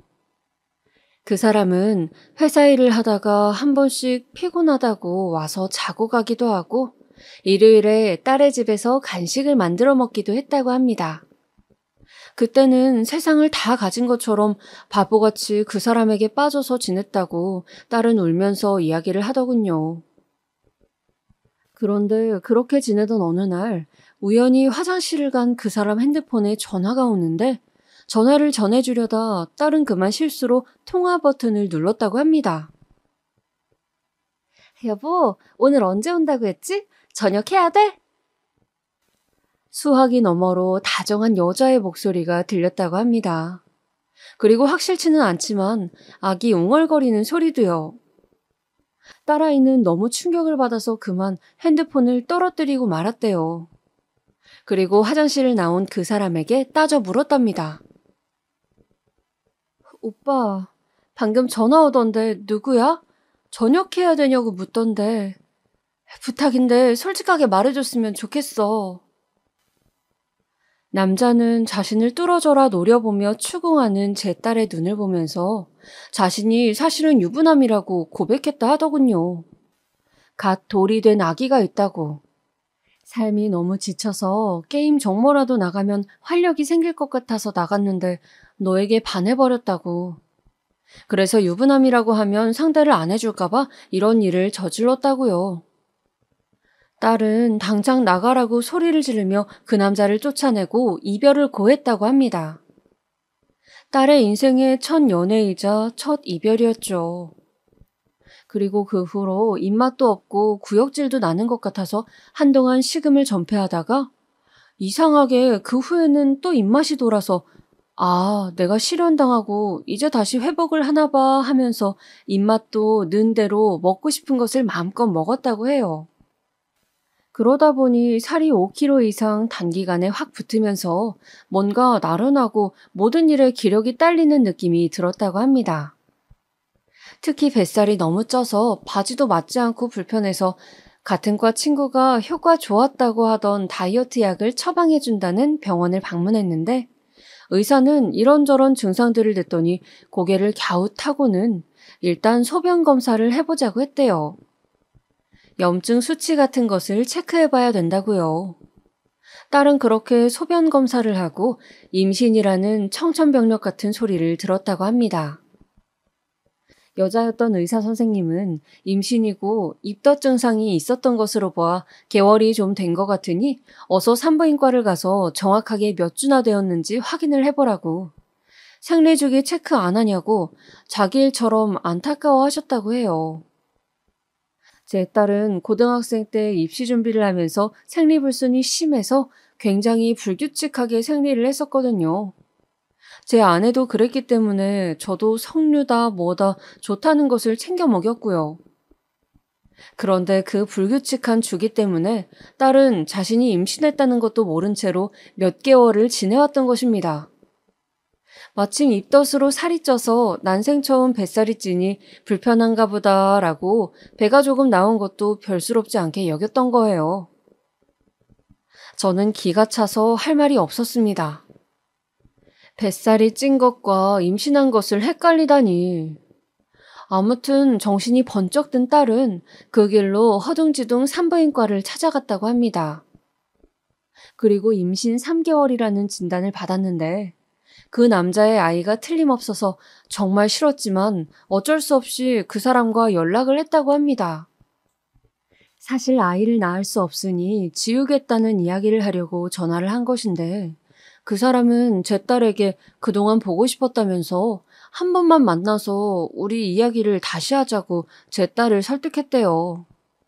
당연히 매몰차게 네가 임신이든 말든 내 맞냐는 등의 온갖 막장 드라마 같은 반응을 생각했던 제 딸은 그래도 완전 나쁜 놈은 아니었구나, 나를 걱정하고 있구나 하는 생각에 순간 마음이 약해져서 그놈을 만나러 커피숍으로 갔다고 합니다. 그렇게 다시 만나게 된 그날, 그 남자는 자신이 이혼할 테니 기다려달라고, 절대 아이를 지우지 않았으면 좋겠다고 무릎 꿇고 애원했다고 해요. 제 딸은 이미 3개월이면 작은 개월수가 아닌데 어떻게 해야 할지 갈피가 서질 않아서 오랫동안 고민을 했다고 합니다. 처음에는 이 남자도 아이도 얼른 정리해버리고 다시 대학 공부에 매진하자는 쪽으로 기울었지만 4개월째에 접어들자 병원에서 낳는 것도 고려해보면 어떻겠냐고 딸이라고 성별을 슬쩍 말해줬다고 해요. 앞서 말했다시피 제 딸의 소원은 바로 결혼해서 딸을 낳고 엄마와 가져보지 못한 오붓한 시간을 딸과 데이트를 하며 보내는 것이었는데 하필 운명의 장난인지 그 아기가 제 딸이 그렇게 가지고 싶어 했던 딸이었던 겁니다. 초음파로 아기의 모습이 형체를 갖춰나가는 것을 보고 공조님이라는 이야기를 듣자 딸은 차마 중절 수술을 할 수 없었다고 합니다. 그렇게 딸은 미련하게 헤어진다는 그 사람의 말을 믿고 갑자기 임신부가 되었어요. 학교는 계속 다닐 수가 없어서 2학기에 휴학을 했고요. 한동안 그 사람은 정말 이혼 서류를 가지고 와서 딸의 앞에서 작성을 하기도 하고 딸의 집에 며칠씩 머물면서 몸을 챙기기도 하고 맛있는 것들을 사주기도 했답니다. 그렇게 3달 넘게 딸의 곁에서 예비신랑 노릇을 하면서 우리 신혼집은 여기로 하자. 조만간 부모님께 인사드리자. 신혼여행은 멀리 못 가겠지만 그래도 어디라도 가자며 계속 딸을 홀렸더군요. 딸은 저에게 이제 그 사람을 인사시켜야 한다는 생각에 이혼은 언제 정리되냐고 재촉을 했습니다. 그 남자는 지금 이미 숙려기간이라고 조금만 기다리면 최종 마무리된다고 넌 아무 걱정 말고 몸이나 챙기라 얘기했대요. 그러던 어느 날이었습니다. 딸의 원룸 앞으로 웬 젊은 여자가 아기띠를 하고 찾아왔대요. 그 여자는 딸을 보고 대뜸 여기 우리 남편 있죠? 이 인간이 그렇게 말을 했는데 아직도 여기 있으면 어떡해 아가씨. 정신 차려요. 저 인간 완전 바람둥이에요. 바람핀 전적이 화려하다고요. 나는 재산 때문에 지금은 이혼을 못해요.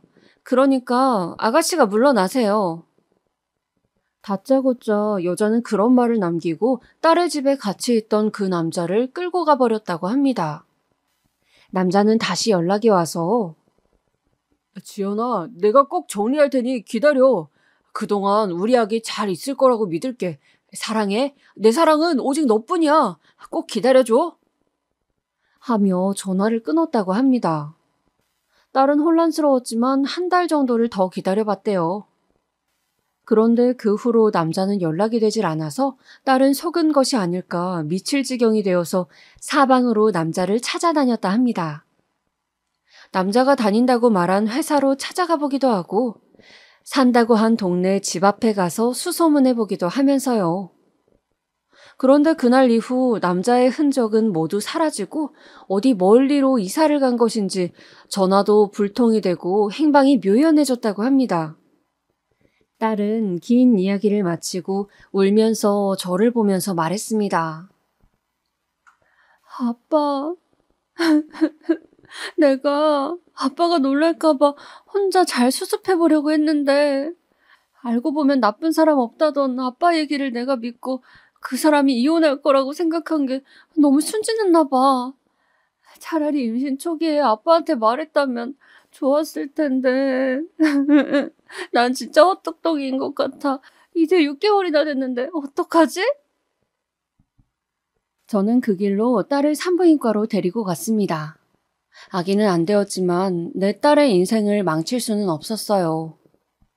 그래서 독하게 마음을 먹고 뱃속에서 자라고 있는 아이를 어떻게든 내 딸의 인생에서 지워야 한다고 생각했죠. 그렇게 산부인과를 가서 의사 선생님께 사정을 했는데 대부분 병원에서는 중절수술 자체가 불법이고 이미 6개월이라 위험하다는 이야기만 했습니다. 시기도 늦었을 뿐더러 잘못하면 산모나 아이나 좋지 않다는 말뿐이었어요. 저는 필사적으로 산부인과에 전화를 걸어 사정을 이야기하였지만 대부분은 안 된다며 끊어버리더군요. 그러다가 겨우 중절수술을 해준다는 병원을 찾았습니다. 그 병원은 제가 애걸복걸하면서 딸아이의 인생이 달렸다고 매달리자 자신도 불법행위이지만 같은 부모로서 그 마음 안다고 수술을 해보자고 어렵게 말씀해 주시더군요. 그렇게 딸은 중절 수술 날짜를 간신히 잡고 병원으로 가게 되었죠. 저는 한시름 놓았다 싶었습니다. 이제 수술을 무사히 끝내고 딸 몸만 잘 추스르면 된다는 생각으로 딸에게 걱정 말고 한숨 푹 잔다 생각하라고, 아빠가 휴가 내서 몸조리 도와줄게 라고 딸의 손을 잡고 이야기했어요. 딸은 어딘지 모르게 어두운 표정으로 수술실로 들어갔고요. 저는 초조하게 수술실 밖에서 딸을 기다렸습니다. 그런데 1시간은 걸릴 것이라던 수술실 문은 들어간 지 10분이 되질 않아 다시 열리는 것이었어요. 그리고 여전히 동그랗게 부푼 배를 하고서 딸아이가 다시 나오더군요. 침대에 누운 채로 딸은 눈물을 흥건히 흘리고 있었습니다. 저는 얼른 달려가 딸의 손을 잡았습니다. 아빠, 나 이 아기 이렇게 하늘나라로 보낼 수 없어. 내가 엄마인데 그렇게 할 수가 없어. 멀쩡한 아기를 어떻게 그래. 내 딸인데. 내 딸이야, 아빠. 저는 하늘이 무너지는 것 같았습니다. 수술장에 들어가서 수술 과정을 듣는데 개월수가 많아 실제 아기를 출산하듯이 출산하고 그 후 팔다리가 다 있는 멀쩡한 아기를 하늘나라로 보낸다는 그 말을 듣고 제 딸은 도저히 수술을 할 수가 없었다고 합니다. 이미 아기는 사람의 형체로 너무 자라 있었고 제 딸의 뱃속에서 움직이고 있었으니까요. 그렇게 제 딸은 미혼모의 길을 선택했습니다. 저는 필사적으로 설득하고 또 설득했지만 무엇보다 생명이 중요하다는 딸의 이야기를 결국 들어줄 수밖에 없었습니다. 그럼 아이 아빠를 찾아가 단판을 짓자고 했지만 딸은 어디 있는지 모르고 사진 한 장 없다고 했어요. 흥신소라도 이용해서 찾아보겠다 하니 원치 않는다고, 다시는 보고 싶지 않다고 우는 것이었습니다. 그래서 그렇다면 미혼모로 아이를 키우는 것은 반대고 호적이라도 내 쪽으로 입적시키라고 했습니다. 법적인 절차를 알아보니 아이 부모가 동의하면 되고 가정법원에서 처리할 수 있다고 하더군요. 그렇게 저는 제 호적에 제 손녀를 올리게 되었습니다. 제 딸은 자신의 딸과 법적으로는 자매가 된 것이었죠. 그렇게 3달을 채우고 딸은 자연분만으로 건강한 아기를 출산했습니다. 아기는 3.3kg로 무게도 적당하고 아주 눈이 똘망똘망한 예쁜 아기였습니다. 저는 아기를 낳는 것을 반대했지만 막상 눈앞에 손주를 보자 너무 예뻐서 정신을 못 차리겠더군요. 제가 부지점장으로 받는 월급이 꽤 되었기 때문에 1년 동안 딸은 학교를 휴학해둔 채로 산후조리를 하면서 아주머니도 쓰고 편하게 몸조리를 하게 했습니다. 이렇게 우리 가족은 새 식구가 되었죠. 딸은 가끔 병원에 예방접종을 가거나 검진을 가면 부부가 아기를 데리고 오는 사람들을 볼 때마다 눈가에 눈물이 고였습니다. 저 몰래 눈물을 닦다가 들킨 적도 있었죠. 자신도 한부모 가정에서 자랐는데 딸마저 그런 신세가 되었다며 딸은 마치 수도꼭지처럼 눈물을 흘렸습니다. 저 역시 그런 딸에게 뭐라고 해줄 말이 없었습니다. 왜 그랬냐고 저야말로 딸에게 화를 내고 싶은 기분이었죠. 왜 그렇게 경솔하게 어디서 굴러먹었는지 모르는 놈에게 마음을 덜컥 줘버렸냐고. 대책 없이 그놈을 왜 기다렸냐고. 자기 몸 건사를 왜 못했냐고 말이죠. 그러나 눈물을 달고 사는 딸아이에게 더 이상 상처를 줄 수는 없었어요. 어차피 상황은 그런 말을 해서 서로 상처받지 않아도 충분히 힘들었습니다. 저는 손녀가 돌이 되고 난 후 단호하게 말했어요. 내가 아주머니 쓰면서 아기를 돌볼 테니 너는 대학에 복학하라고. 딸은 아직 아기가 돌밖에 안 되었는데 그게 말이 되냐고 했지만 저는 네가 대학을 졸업하고 얼른 직장을 잡아야 먹고 사는 문제가 해결되고 이 아기도 경제적인 문제가 해결된다고, 내가 언제까지 살아있을 것 같냐고 딸을 설득했습니다. 딸은 저의 설득에 독하게 마음을 먹고 서울로 가더군요. 그렇게 딸은 아기를 저에게 맡겨두고 주말마다 아기를 보러 오면서 힘들게 대학을 졸업했습니다. 저는 아기 봐주시는 아주머니와 또 근처에 살고 있던 누이 동생의 도움을 받아 겨우겨우 직장을 다니면서 아기를 키웠어요. 퇴근하고 돌아와 저녁 한 끼 편하게 먹을 새가 없었고 밤중에 아기가 아파서 허둥지둥 응급실을 찾아가면서 예전 딸아이를 혼자 키우던 때 생각도 많이 나더군요. 혼자 애 키우는 게 내 팔짱가 하면서 씁쓸하게 웃기도 했습니다. 그래도 제 손녀는 너무 예뻤어요. 눈에 넣어도 안 아플 정도로요. 지쳐있는 저를 보면서 옹알이를 하고 고사리 같은 손으로 제 손가락을 꼭 쥘 때면 저는 웃을 수밖에 없었습니다. 마치 제 딸의 어린 시절을 보는 것 같았어요. 그렇게 시간이 흘러 딸은 무사히 서울대 약대를 졸업하고 서울 인근 대도시의 고용약사로 취직을 했습니다. 불행인지 다행인지 딸의 학벌과 직업이 좋아서 먹고 살 걱정은 하지 않게 되었고 아기를 돌봐주는 분을 쓸 수 있는 형편도 되었지만 혼자서 애 돌보랴 일하랴 종종거리는 딸이 저는 내내 안쓰럽기만 하더군요. 저도 일신에 변화가 생겼어요. 은행에서 만년 부지점장으로 있을 순 없어 퇴사를 결정하고 작은 회사를 차리게 되었습니다. 카드사 콜센터 직원들을 대기업 본사에 보내주고 관리해주는 아웃소싱 업체였어요.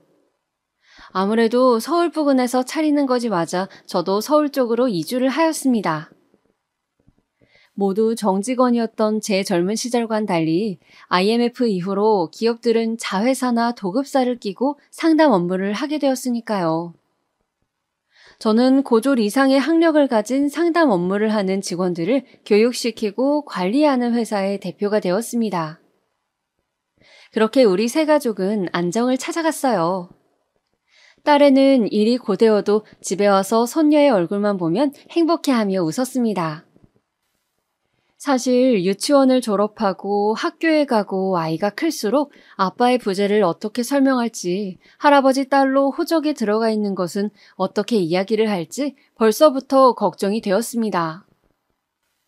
손녀와 딸아이가 그런 사실이 밝혀지는 과정에서 최소한의 상처로 끝났으면 하는 것이 제 바람이었죠.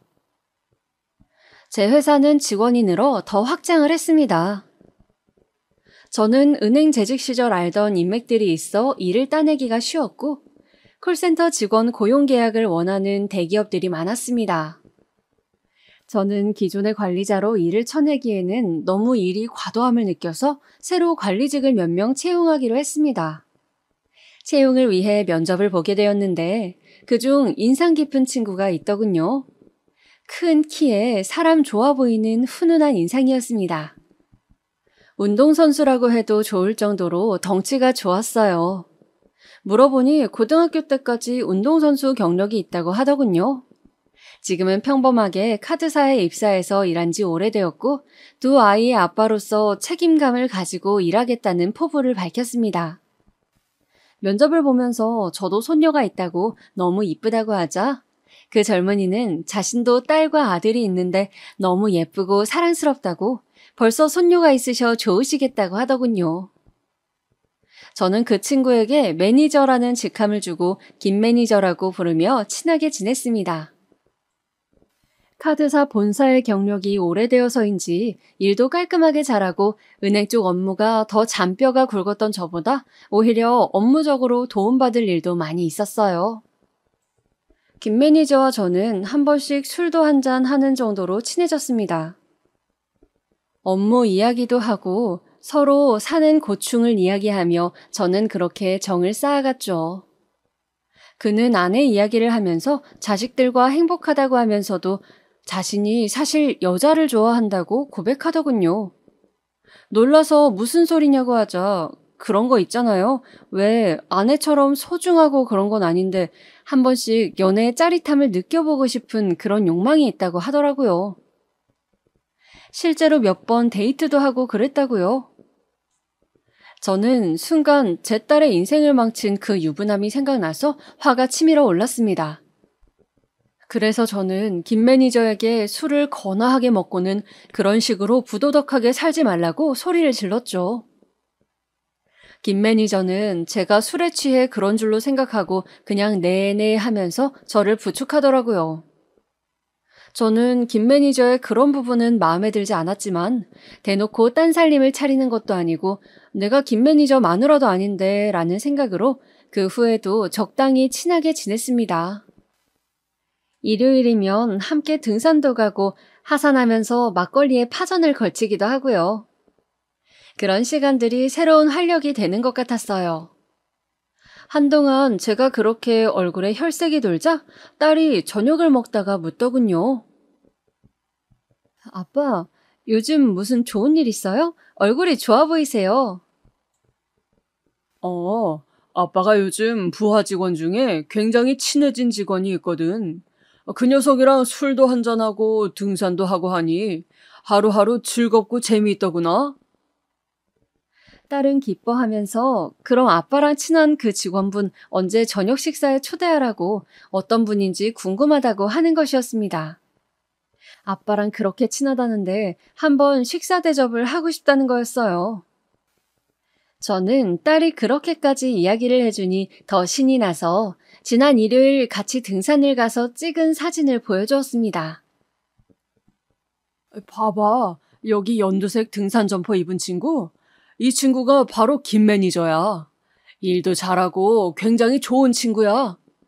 정상에 올라가서 우리 둘이 이렇게 만세를 부르면서 사진도 찍었다니까. 그런데 어쩐지 폰 사진을 보는 제 딸의 반응이 심상치가 않았어요. 딸은 제가 잡고 있던 딸의 어깨가 조금 떨리더니 딸은 제 말에 대답을 하는 둥 마는 둥 하면서 갑자기 몸이 안 좋다고 방에 가서 쉰다고 했습니다. 그 후로 며칠간 딸은 컨디션이 안 좋다고 방에 쏙 들어가 버리고 아이 케어만 열심히 할 뿐 저에게 말을 걸지 않았어요.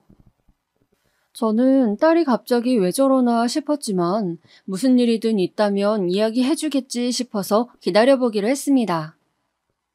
그렇게 한 달 정도 시간이 흐른 무렵 딸이 저에게 떠보는 듯이 말을 걸었습니다.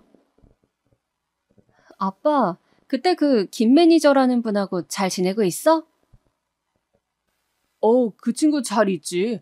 한번 오라고 할까? 딸은 말없이 주머니에서 사진 한 방을 꺼내어 제 앞에 놓더군요. 저는 딸이 내민 사진을 들고 보았습니다. 딸과 어깨동무를 하고 환하게 웃고 있던 그 얼굴은 바로 김 매니저였습니다. 그래요.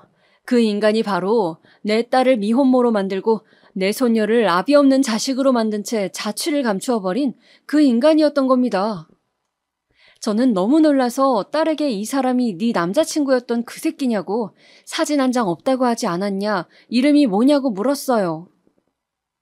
딸은 사실은 다 태워버렸지만 사진 한 장은 남겨놓았다고 아빠 폰에서 그 사람을 봤을 때 심장이 멎는 것 같았다고 하며 개명을 한 것 같다고 왜 또 내 인생에 이렇게 우연히 나타난 것인지 영문을 모르겠다며 또 눈물바람을 하는 것이었습니다.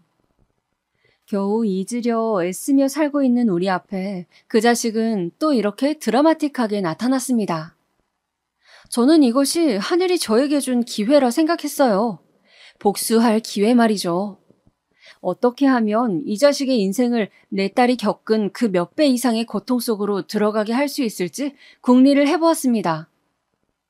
일단 표면적으로는 김 매니저와 계속 친한 사이를 유지하면서 김 매니저의 관심사를 떠보기 시작했어요. 김 매니저는 요즘 주식에 관심을 갖고 있다며 저에게 우량주 혹시 아는 것 있냐고, 혹시 정보 같은 거 있냐고 물어오는 것이었습니다. 저는 이때다 싶어 처음에는 모른다고 잡아떼며 감질나게 하다가 마침내 직장 다니다 때려치고 아예 지인들 주식만 돌려주는 일을 하는 친구가 있다고 원한다면 소개해주겠다. 그런데 손해를 볼 수도 있으니 신중하게 생각하라고 운을 띄워놓았습니다. 실제로 그렇게 소일거리 삼아 용돈벌이를 하는 친구가 있었거든요. 그 친구는 오랜 이 바닥의 경험으로 그래프상의 지표를 보고 작전주의인지 아닌지를 기가 막히게 잘 찍어내는 친구였습니다. 큰 세력들이 작전을 들어갈 때에 따라 돈을 넣었다가 빠지기 직전에 낌새를 채고 빼는 방식으로 저와 제 주변 지인들의 재산을 꽤 불려줬죠. 저는 그 후로 김 매니저와 술을 한잔할 때마다 은근슬쩍 주식 수익률에 대한 이야기를 던졌습니다. 그리고 많이 위험하다고 알려져 있는 선물 거래까지도 이 친구가 하는데 아직 마이너스가 크게 난 적이 없고 거의 회복했다며 계속해서 유혹의 말을 남겼습니다. 김 매니저는 본인도 카드사에 오래 있었던지라 선물은 위험해서 내키지 않는다고 주식한다는 그 친구분 진짜 작전줄을 아는 거냐고 못 믿는 기색이었지만 사람이란 본디 같은 말을 반복해서 계속 듣고 옆 사람이 계속 수익이 나는 것을 보여주면 넘어오게 되어 있죠. 결국 지속적으로 제 이야기를 듣고 제 통장 잔고를 보여주고 장기간 이득이 난 것을 확인한 김 매니저는 제 친구에게 주식 컨트롤을 맡기게 되었습니다.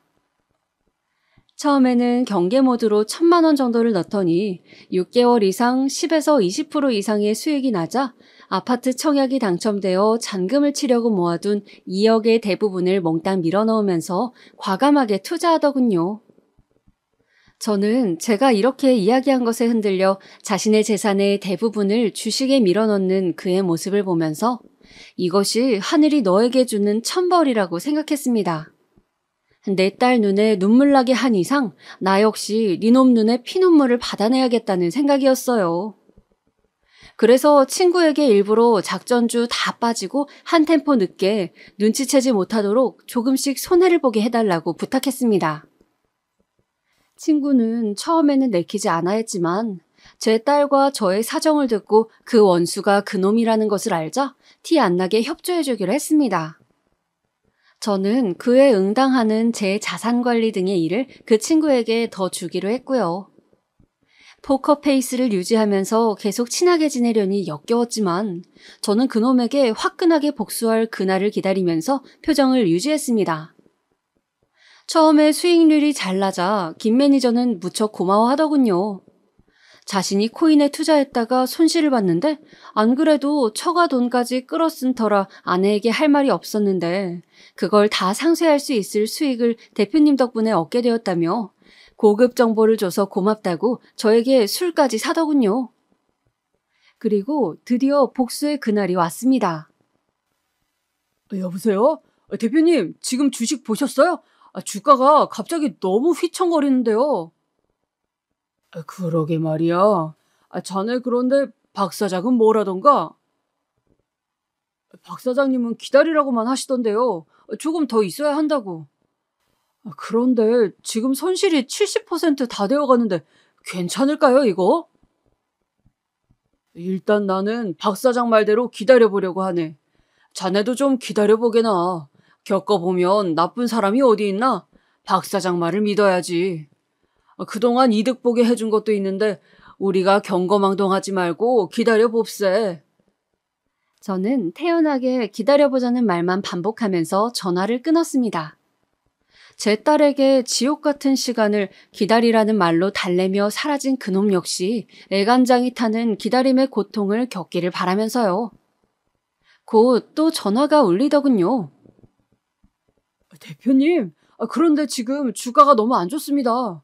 이제라도 빼야 할 것 같아요. 이러다 본전 다 털리게 생겼다고요. 기다려보게나. 어디 박 사장 말 틀린 적이 있던가? 박 사장은 우리를 상대로 사기치거나 다른 소리 할 사람이 아닐세. 곧 회복세로 돌아선다는 정보가 있다고 하니 지금이 마지막 고비야. 지금만 버티면 모든 것이 다 잘 될 걸세. 나는 일단 버틸 생각이니 자네는 쫄리면 빼게나. 그 자식은 욕심이 많은 놈이었습니다. 그러니 제 딸과 본부인을 놓고 둘 다 가지려 했겠죠. 제가 분명 마음에 걸리면 빼라고 했는데도 그놈은 제 말에 현혹되어서 빼지 않고 안절부절 못하며 버티더군요. 그 결과 그놈이 잔금을 칠 거라던 2억의 돈은 거의 사라져버렸습니다. 마침내 그놈의 재산이 회복 불가능한 상태에 이르렀을 때 저는 마음 한구석이 뻥 뚫리는 쾌감을 느꼈습니다. 세상에 인과응보는 존재하는 것이었어요. 역시 득달같이 전화가 울리더군요. 여보세요? 대표님 말만 믿고 기다렸는데 이게 어떻게 된 일입니까? 저는 카드사 일한 저보다는 은행권에서 임원까지 하신 대표님을 믿고 친구분께 맡긴 곳인데 이게 어떻게 된 일이에요? 저 망했습니다. 망했다고요. 계속 기다리다가 지금 온 가족이 길바닥에 나앉게 생겼습니다. 그놈은 저를 죽일 듯이 고함을 지르더군요. 거의 짐승의 울부짖음 수준이었습니다. 저는 그동안 여러 번 연습해서 줄줄 외우게 된 회심의 마지막 멘트를 날렸습니다. 자네가 그렇게 순진하게 계속 기다릴 줄은 몰랐지. 왜? 자네는 남에게 기다리라고 하고 뒤통수만 쳤지 본인이 당할 건 생각 못했나? 남의 눈에 피눈물 뺐으면 언젠가 처절하게 당할 각오를 했었어야지. 자신이 저지른 죄값은 반드시 어떤 형태로든 돌아온다는 것을 똑똑히 명심하며 살아. 이 개자식아, 자네는 당장 해고야. 내일부터 출근하지 말게. 저는 그렇게 제 딸을 기다리게 만들고 평생간을 상처를 준 그놈을 망하게 만들었습니다. 그놈은 직장을 잘리고 주식으로 돈을 날려 처음에는 저와 제 친구를 사기죄로 고소한다는 둥 날뛰었으나 나중에 내가 누구의 아빠인지 알고 포기했다고 합니다. 감히 제 앞에 나설 수도 없었겠죠. 저는 그놈이 만약 제 앞에 나타나면 감방 가는 한이 있더라도 반드시 찢어 죽이고 말겠다고 이를 갈았으나 역시 비겁한 놈답게 그냥 조용히 꼬리를 말고 사라지더군요. 그 후 금융계 쪽으로는 취직한 흔적이 없었고 집도 이사를 갔는지 서울권에서는 소식이 들려오지 않았습니다. 저는 통쾌한 복수를 끝내고 딸에게도 저의 복수를 말하지 않았습니다. 딸이 안다면 손녀의 친아빠인데 라는 생각으로 또 동정심을 품거나 괴로워할 것 같아서 말이죠. 그래서 그냥 딸에게는 사정이 있는지 이사를 간다고 하고는 직장을 그만둬버렸다고 넌지시 말했습니다. 혹시 아이 일로 연락하고 싶은 마음이 있느냐고 물어봤죠. 딸은 그럴 생각은 없다고 단호하게 말하더군요. 그냥 다시는 그 인간이 내 주변에 나타나지 않기를 바란다고요.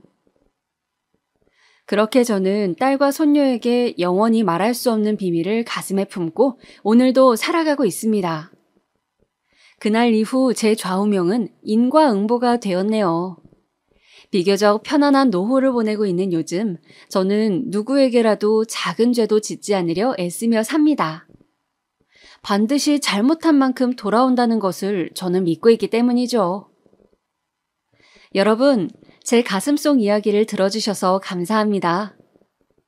이제 겨울이 끝나고 곧 봄이 오겠지만 아직 날씨가 쌀쌀하네요.